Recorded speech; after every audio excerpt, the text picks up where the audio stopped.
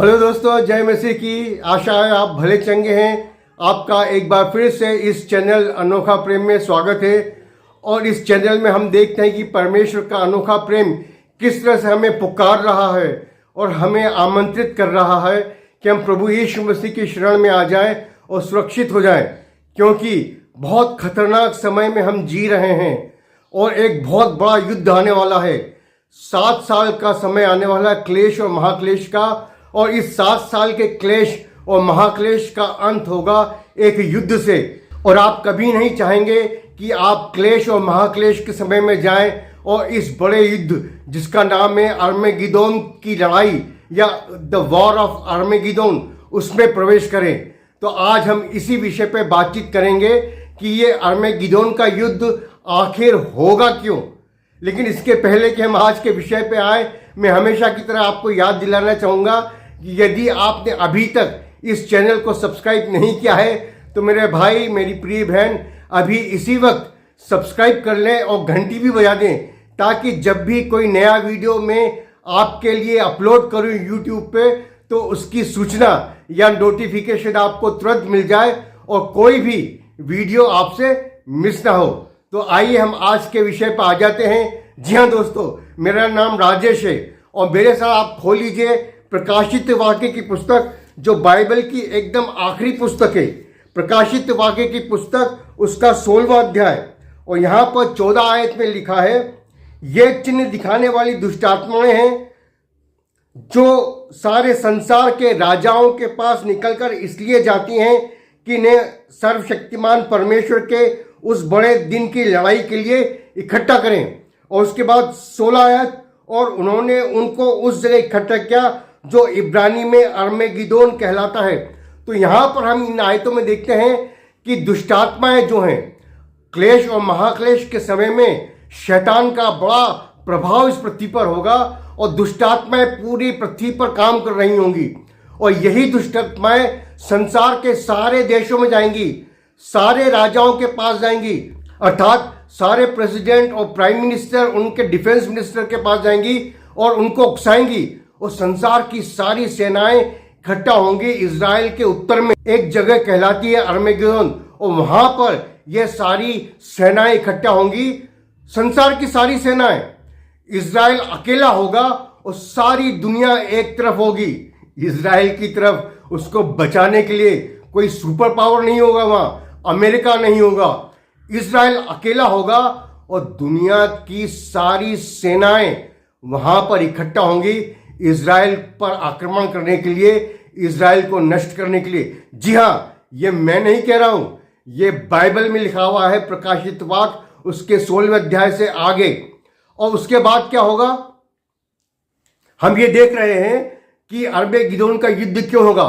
तो यदि आप प्रकाशित वाक्य उसके 17वें और 18वें अध्याय को पढ़ें तो आप पाएंगे कि यहां पर एक बहुत बड़ी एम्पायर का वर्णन है, जिसको कि ग्रेट बेबीलोन या बड़ा बेबीलोन कहा गया है।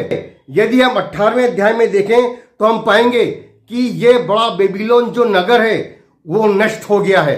जी हाँ, ये बड़ा बेबीलोन नगर नष्ट हो गया है। 18वें अध्याय की दूसरी आयत में लिखा है, गिर गया, बड़ा बेबीलोन गिर गया और हर एक अशुद्ध आत्मा का अड्डा और हर एक अशुद्ध और घृणित पक्षी का अड्डा हो गया। तो यहां पर हम देखते हैं कि एक बहुत बड़ा नगर है जो कि नष्ट हो गया है।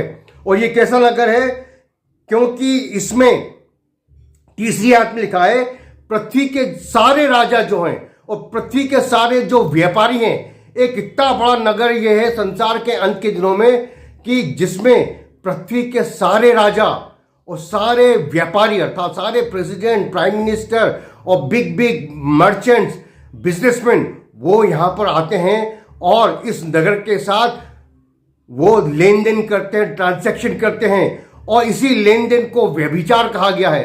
तो ये इतना बड़ा नगर है। और इसके साथ ही साथ कहा गया है, अगर हम देखें 17वीं आयत में, घड़ी भर में ही उसका ऐसा भारी धन नष्ट हो गया।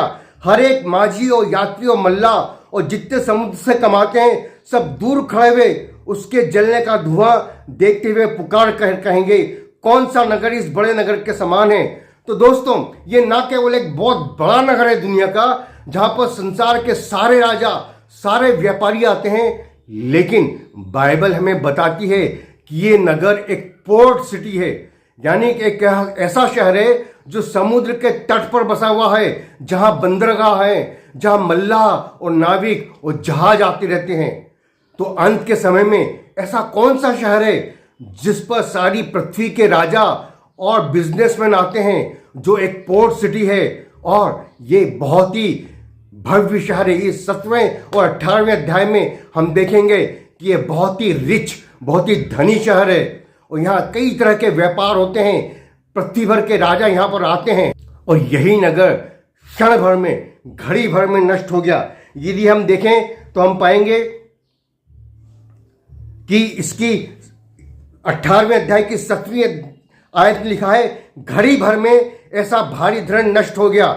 और उसके बाद 19वें आयत के अंत में भी लिखा है, घड़ी भर में ही ये उजड़ गया।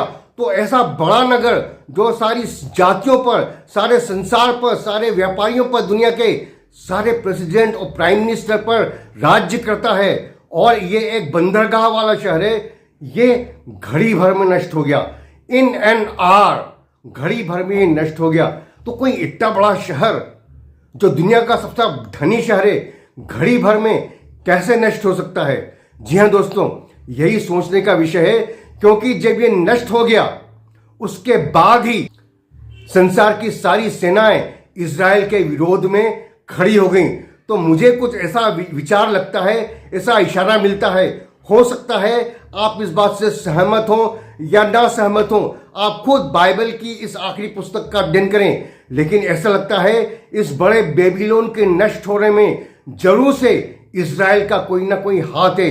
इजराइल ने शायद अपने किसी भयानक हथियार का इस्तेमाल करके एक इस बड़े नगर को, जो सारी पृथ्वियों पर राज्य करता है, जो सारी पृथ्वियों के बिजनेसमैन पर राज्य करता है, जो सारी जातियों पर राज्य करता है, बहुत ही अधिक धनी नगर है, उसको एक क्षण भर में एक ही हथियार से नष्ट कर दिया है। और इसीलिए जो पशु है, जो एंटी क्राइस्ट है और जो झूठा भविष्यवक्ता है, वो सारी सेनाओं को, दुनिया भर की सारी सेनाओं को उकसाकर और भड़काकर इजराइल के विरोध में उसको अर्मेगिदोन की लड़ाई के लिए उन्होंने इजराइल के उत्तर में उसको इकट्ठा कर लिया है। लेकिन इस युद्ध का अंत कैसे होगा?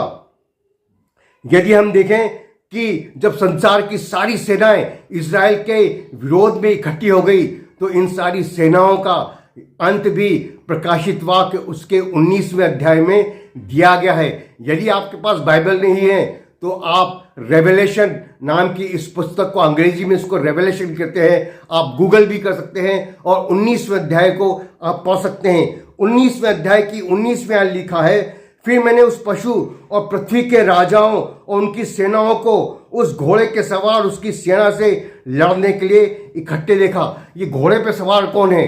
जी हाँ, जब सारी पृथ्वी की सेनाएं इजराइल के विरोध में इकट्ठा हो जाएंगी और इजराइल को अब बचने का कोई रास्ता नहीं दिखाई देगा, तब इजराइल पुकार उठाएगा अपने मसीहा को, जिसका इंतजार वो 6000 साल से कर रहे हैं, जिसका इंतजार वो इतने सालों से कर रहे हैं, सदियों से कर रहे हैं कि हे प्रभु, अब तो आजा, हमें बचा ले। क्योंकि 3.5 साल का आखिरी का महाक्लेश का समय वो होगा, वो नाजी जर्मनी के होलोकॉस्ट से भी भयंकर होने वाला है, और हजारों लाखों यहूदी कत्ल किए जाएंगे, और उस समय वो बचने के लिए केवल और केवल मसीहा को पुकार उठेंगे, और सफ़ेद बादल पर प्रभु यीशु मसीह स्वयं बादलों पर आ जाएंगे, और इजराइल में अर्मेगिदोन की लड़ाई में विजयी होने के लिए वो शामिल होंगे, और इजराइल को एक विक्ट्री मिलेगी, और प्रभु यीशु मसीह आकर यरूशलेम को राजधानी बनाकर 1000 साल इस पृथ्वी पर राज करेंगे। तो जी हाँ, अर्मेगिदोन की लड़ाई क्यों होगी? अर्मेगिदोन की लड़ाई इसलिए होगी कि इजराइल क्षण भर में, घड़ी भर में, विद इन एन आवर उस ग्रेट सिटी बेबीलोन को, जो आधुनिक बेबीलोन होगा, आप उसके बारे में इस चैनल पर देख सकते हैं कि उस शहर की क्या पहचान होगी। उस शहर की पहचान मैंने अन्य वीडियो में उल्लेखित की है। तो वो शहर नष्ट हो जाएगा, और शायद इजराइल का एक न्यूक्लियर वॉर ही पर्याप्त होगा उस शहर को नष्ट करने के लिए, क्योंकि ये नगर न केवल सारी जातियों को सताएगा लेकिन अंत के दिनों में इज़राइल को भी कुचलने की कोशिश करेगा, खत्म करने की कोशिश करेगा। लेकिन अंत में इज़राइल बचाया जाएगा, क्योंकि उस प्रभु को जिसको यहूदियों ने 2000 साल पहले क्रूस पर चढ़ा दिया था, वही सच्चा मसीहा है और वो आ जाएगा और हर एक आँख उसे देखेगी। बाइबल कहती है वरन जिन्होंने उसे भेदा था वे भी उसे देखेंगे।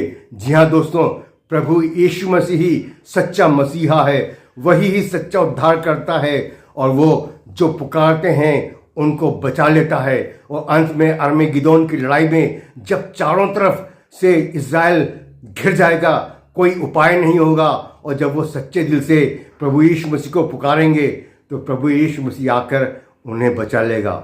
आज आप किस परिस्थितियों में हैं? क्या आप भी शैतान के द्वारा चारों ओर से घिर गए हैं? बचने का कोई रास्ता नहीं, सर्वनाश आपको चारों तरफ दिखाई देता है, आपके शत्रुओं ने आपको घेर लिया है।